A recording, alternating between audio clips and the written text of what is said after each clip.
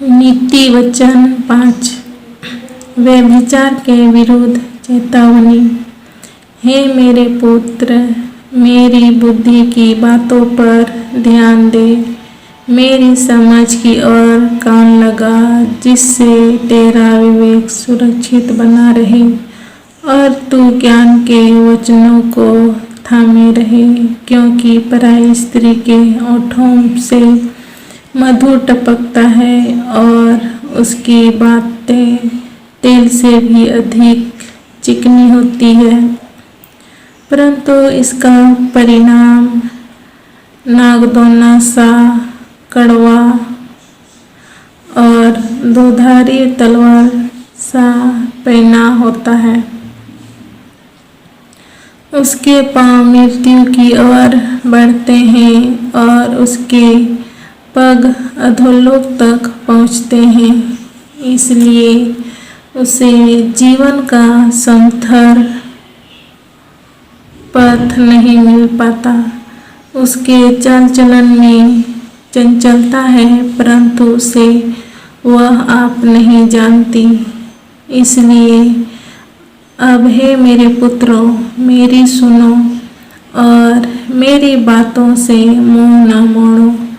हे ऐसी स्त्री से दूर ही रह और उसकी डेवढ़ी के पास भी न जाना, कहीं ऐसा न हो कि तू अपना यश औरों के हाथ और अपना जीवन क्रूर जन के वश में कर दे,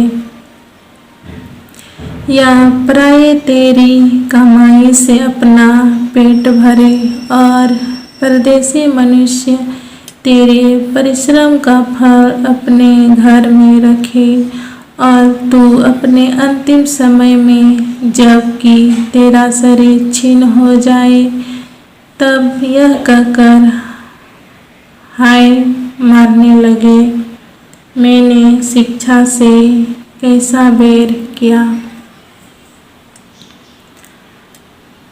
और डांटने वाले का कैसा तिरस्कार किया।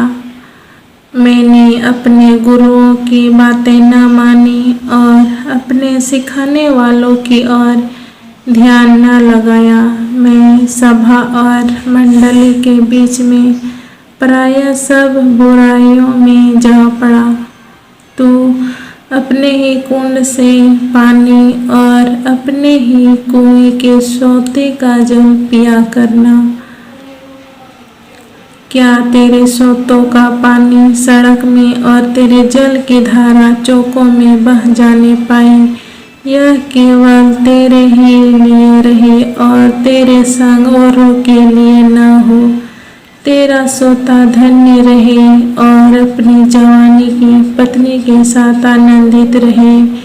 प्रिय हिरनी या सुंदर सांभरनी के समान उसके स्तन सर्वदा तुझे संतुष्ट रखे और उसी का प्रेम नित्य तुझे आकर्षित करता रहे।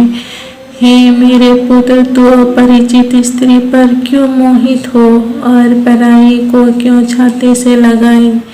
क्योंकि मनुष्य के मार्ग यहोवा की दृष्टि से छिपे नहीं हैं और वह उसके सब मार्गों पर ध्यान करता है।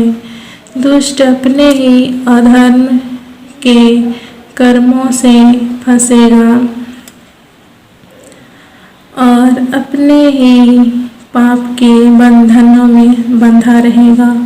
वह शिक्षा प्राप्त किए बिना मर जाएगा और अपने ही मूर्खता के कारण भटकता रहेगा। आमीन।